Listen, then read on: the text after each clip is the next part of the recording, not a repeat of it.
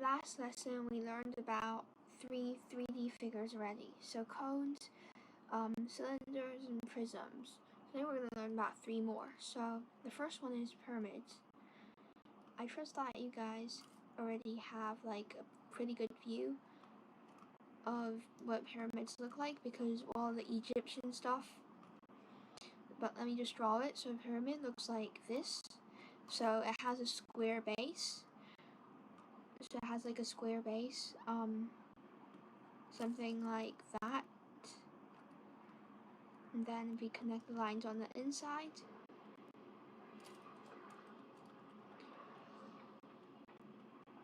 Yeah, like that.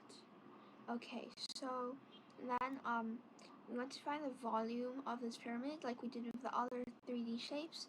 So volume. So what's the volume? Well, the volume is just like the cone. It's just base times height times 1/3. It's just base times height times 1/3. So obviously the problem's not gonna be that easy all the time. It's not gonna go like, here's the base, here's the height, here's the formula, what's the volume, right? So we want to simplify this even more so that we can use the side length here. If the problem gives you the side length, or if you have the side length but you don't exactly know some other details, etc., something like that. So let's just call the side length S. Now obviously the area of the base, because the base is a square, is gonna be S squared, right? And then we have the height times 1/3. That's actually just the actual volume. And then we also have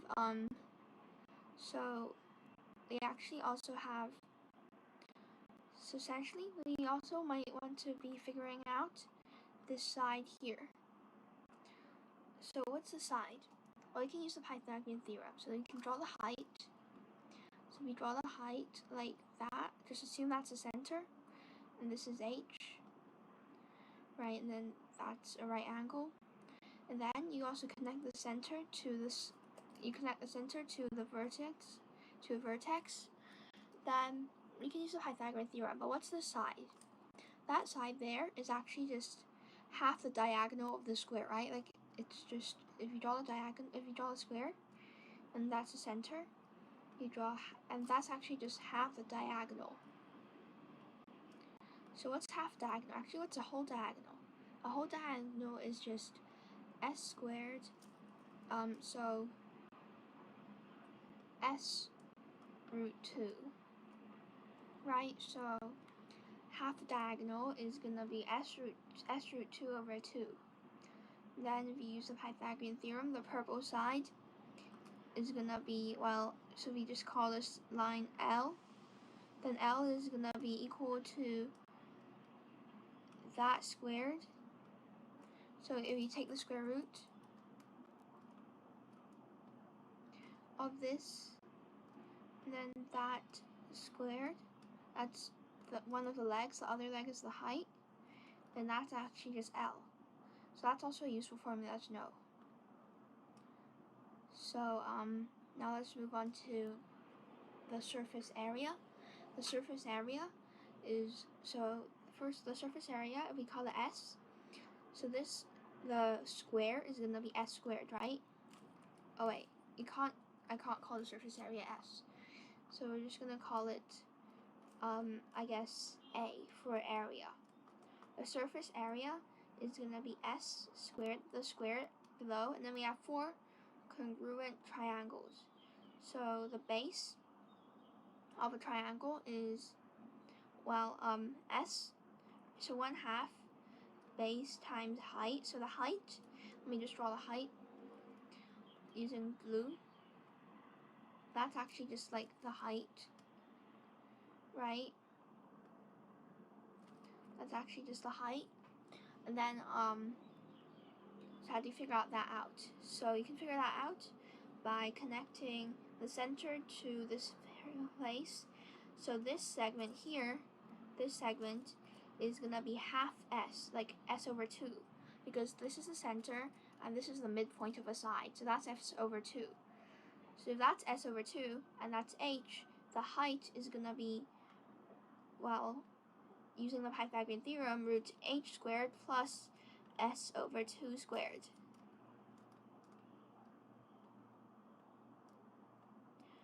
Right, like that. And then that's just the triangle. So the actual surface area, the actual surface area is gonna be 2s root h squared plus s squared over 4, like that. So moving on to our second 3D figure, which is going to be the tetrahedron. So I'm just going to try and spell that, tetrahedron.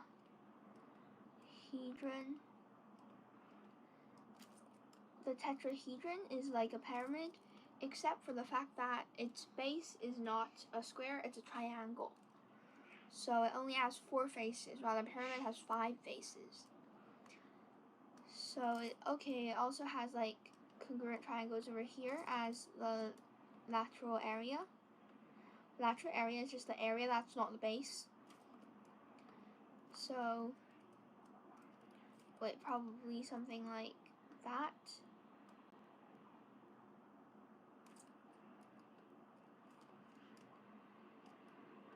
Like that. And then there's a triangle over here, and then yeah. So that's a tetrahedron. So we want the volume of this tetrahedron. We also want the surface area. The volume.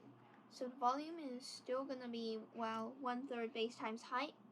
And really, the 1/3 base times height thingy actually applies to all pyramids and tetrahedrons. Like, the pyramid or tetrahedron might not be regular, right? Like, obviously, most problems are going to involve irregular shapes, irregular 3D figures, like irregular tetrahedrons and pyramids. You can still use the formula 1/3 base times height for the volume, though. So the base is going to be this triangle down there, and then so if this side, let's just call that A. If that is A, the base is going to be, well, so firstly 1/2 base times height, the height of that triangle. If that's the height of the triangle, then so we're gonna call that 1/2 base times height. So just assume that the area is big B, because this actually varies depending on the problem. And then so 1/3 times big B times the height here, that H, right? So that H also varies, so that's just H. The surface area is gonna be, well, so the surface area is also gonna change.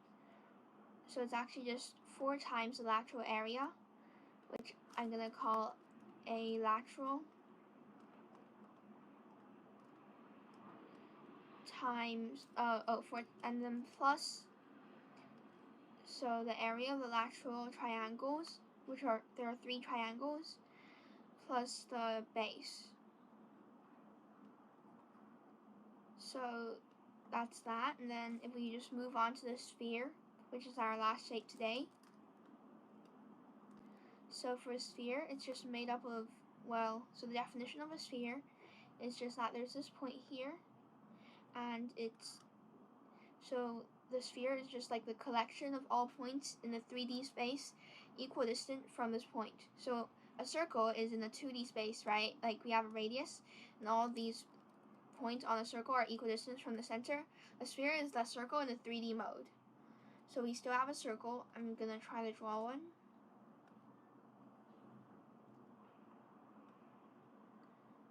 So yeah, something like that. And then to emphasize the fact that it's a sphere, not a circle, we're gonna draw these lines here to indicate that there is another circle in the 3-dimensional direction. Then so the volume of a sphere is actually just 4 over 3 pi r cubed Yeah, 4/3 pi r cubed. So what's r then? Like, which one's r? Like, there's a lot of circles here, right? Which one's r? This one is r. So this circle, that is the largest circle that can be found in the sphere. The radius of the largest circle that can be found in the sphere is r. So that's the volume. And then the surface area is gonna be, so the surface area is going to be 2 pi r squared. No, wait, sorry. 4 pi r squared, like that. So thanks for watching. Bye.